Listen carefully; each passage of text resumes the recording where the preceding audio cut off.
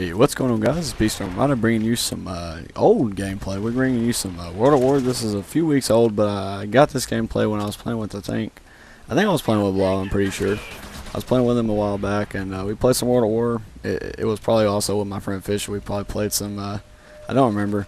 Like I said, it's a few weeks old. Pretty good little gameplay. It's not the best, but it was good considering that it was, I think I did run into a hacker at some point in the gameplay. I don't remember if he joins and if he's one of those guys that has the mods where it appears on the screen. I can't remember. I'm pretty sure I ran into one of these guys. I don't know. I didn't look over the whole gameplay, but I do know it was a pretty decent World at War gameplay with the SVT-40, and this is kind of a kickoff to my series. I was thinking about starting. I'm going to see how it goes and see if you guys like the idea. Throwback Tuesday. I know that some people have a Throwback Thursday, and just they like to start a series where they bring back some games that they used to either play or they just enjoyed. Same with a lot of people. This is definitely a game in particular that was one of my favorites. It was definitely my top 3 on my favorite Call of Duty. I think right in at Call of Duty 4, I think it goes Call of Duty 4, World at War, and then possibly Modern Warfare 2, depending on the scenarios, of course. Given, whenever I did verse people there, it just depends on who you're versing. In Modern Warfare 2, the game was roughly iffy. As long as you didn't verse people that abuse certain things like the one-man army grenade launchers and stuff like that, the game was rarely, it was extremely fun. The kill streaks are fun to use and stuff.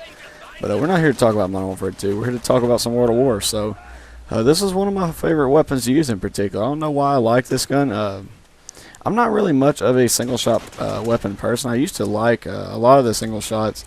The Gewehr, I think it's the Gewehr 40 or something like that, I'm pretty sure. That was a pretty good gun.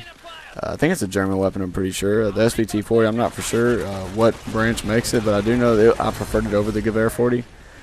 For some reason, I don't know, I just like the way it sounded, and it felt just a little bit easier to use.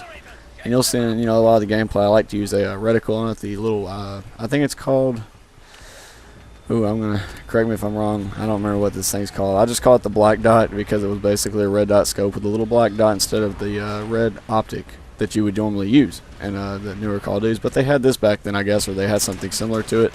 Oh, the aperture sight, I'm pretty sure that's what it is. Aperture sight is what they called it in World at War. It was a really good sight to use. It still kept you on target. I liked it a lot.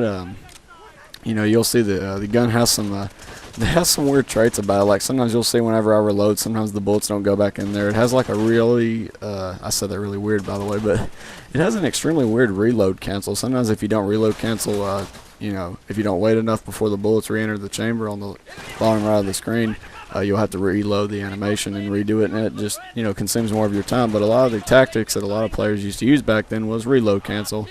Me in particular too, I was really familiar with it on a lot of weapons. I tried to get it down to a science to where I pretty much knew a lot of the weapons I like to use their reload cancel time, so you didn't really have to use sleight of hand if you knew how to do it properly and effectively. Some people would use the double tap to switch your weapons, whatever button you map that to, depending on if you're playing on the PC or the console.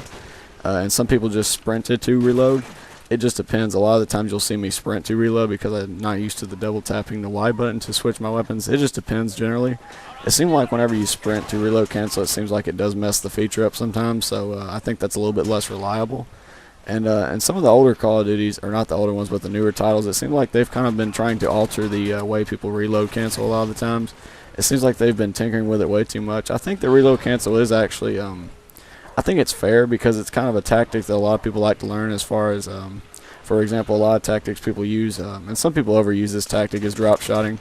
I only drop shot when I feel it's necessary, and like I said, they've also altered this in the newer Call of Duty titles. But I think drop shotting used to be a very effective tactic when used in the right situations at the right time back in the previous titles as far as like Call of Duty 4 and World at War are concerned. The same thing goes with this reload cancel thing. A lot of people didn't like to use sleight of hand. They usually went with stopping power or camouflage or UAV jammer, whatever it was called. It just depended on the title.